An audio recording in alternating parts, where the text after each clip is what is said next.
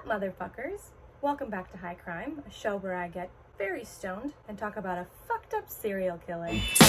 Something for your mind. New product alert. I have taken these before, but not in a while, and I remember last time they got me. Today we are taking some hybrid edibles from Wild, with a Y. Their edibles are to die for. They're huckleberry. I'm not even high yet. They're huckleberry flavored, and they're fucking delicious. And they're only 10 each, but they are powerful. Let's get into it. Cheers. Fucking huckleberry. Okay. Today's a real good one. All right, freaks. See you in an hour. I changed my shirt, and I'm not ashamed. I'm so high. Okay, let's get this over with. Today we are covering. What am I doing with my life? Today we're going to be covering Issei Sagawa. Issei was born in Japan in 1949, and he had a pretty good childhood. His parents loved him. That's good. And his family was also very wealthy and very high status in Japan. So he was born prematurely, like very prematurely, and that resulted in some health complications. And he was very stunted, and even as an adult was very sickly and weak. And around first grade is when he started having fascinations with eating his classmates' thighs and other body parts, but specifically the thighs. I don't know why.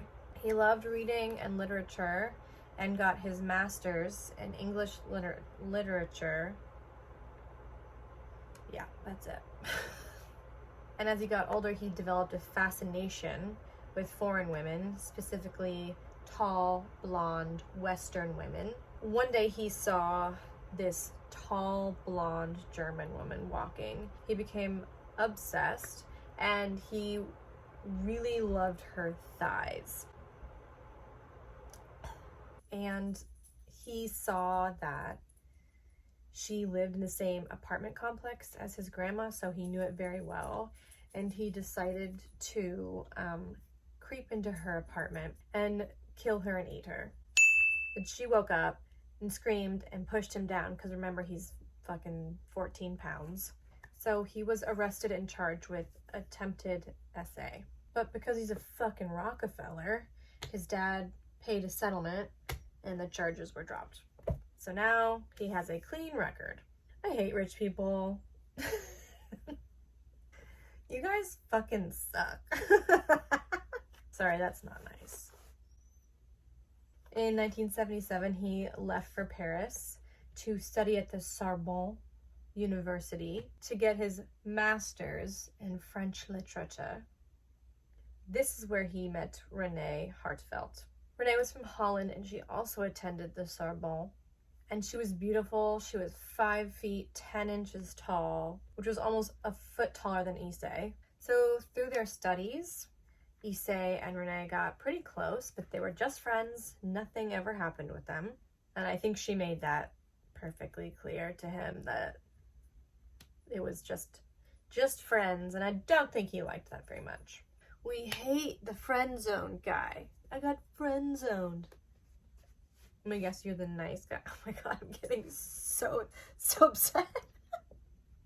Relax. But Issei was developing a very disturbing fascinations with Renee. Did I say that correctly? So he said that he knew he wasn't going to be able to control these urges, and he was eventually going to kill someone. And he had been making like little gradual efforts. Again, I feel like I sound more sober than I am. Do you hear that high pitch? He started hiring sex workers with the plan to shoot them and eat them. Brisket. Stop licking your asshole. But he would always freeze up, and he would never do it. In June of 1981, Issei invited Renee over to his apartment, and she had missed a class, and he was like, let me fill you in. So she was like, okay. So I think that's the only way that she would have gone over to his apartment, to be honest with you. I don't know. Women have a gut feeling, and it's almost always right. No, nay, always right. Listen to your gut, ladies. So Issei clearly was into Renee, but not in like the traditional, conventional sense. He wanted to eat her so he could consume her and adopt her energy and like her health and her beauty, which is not how it works. So she comes over and she's working on the missing assignment at his desk. He goes to get a gun and comes back, points it at the back of her head. She has no idea, and pulls the trigger. And as soon as he did that, he fainted. But he woke up and decided to go forward with this plan. And he cut up parts of her and ate her. And then he cut up more parts and refrigerated them. Yuck. Then 2 days later, he cuts her up and puts her inside of 2 large suitcases, and he hails a cab, and he's too weak to put the suitcases in the trunk, so the cab driver had to help him. And he even joked, like, are there dead bodies in here? Yes, but in French, so it sounded like, are there dead bodies in here? I don't know what the fuck that was. Focus. So he decided to dump her in a lake that he would walk around and study at, but it was 8 p.m. in the middle of fucking June, so it was still light out, so there were people everywhere. But Issei did not give a shit, I guess, and he did not go immediately home when he saw that the park was filled with people. He got out with the suitcases. So he's like walking around, and he just leaves the suitcases and like just keeps walking, or like just leaves it for a second, I don't know. And then he turns around and some guy's just fucking poking at the suitcases, and he's like, are these yours? And he says like, no, not mine. So the dude opened the bag, and obviously everyone hated it because there was fucking chopped up body parts in there. But Issei just walked away. And as you can imagine, he was caught pretty quickly. And 4 days later, the cops raided his apartment and charged him with murder.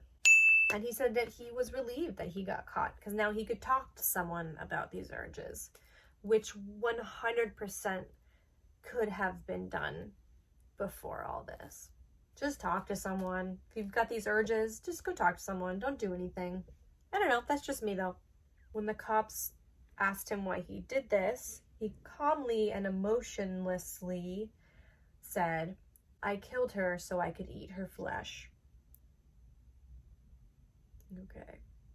I need to fucking shower after this. So he was in jail.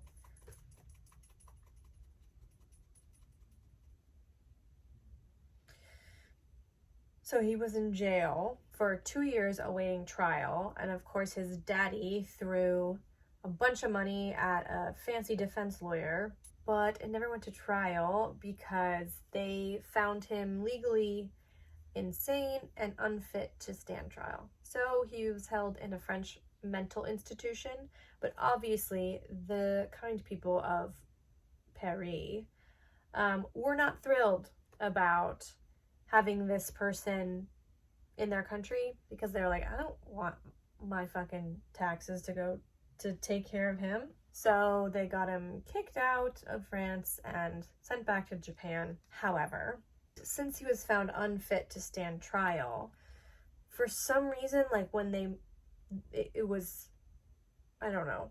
So since he was found unfit to stand trial, all of his cases and all the information got sealed, and it made it so it was not legally allowed to be released to foreign countries, including Japan, obviously. So without any case, they had to let him walk free. Now, he was checked into a psychiatric institution, but was checked out in 1986 without really getting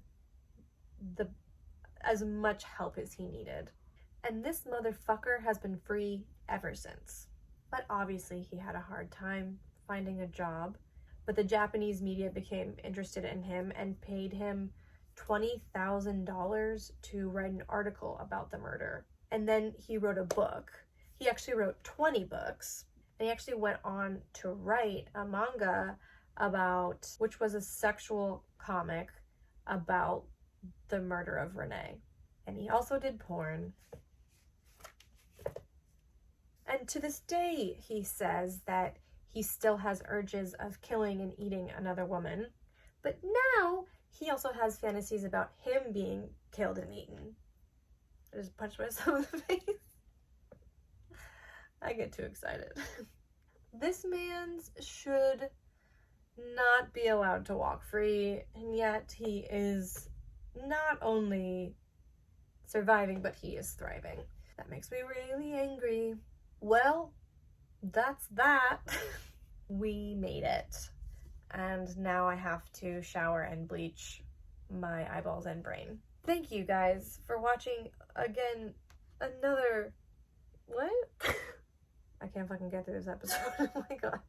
Thank you guys for yet again sitting through another unhinged episode of my show.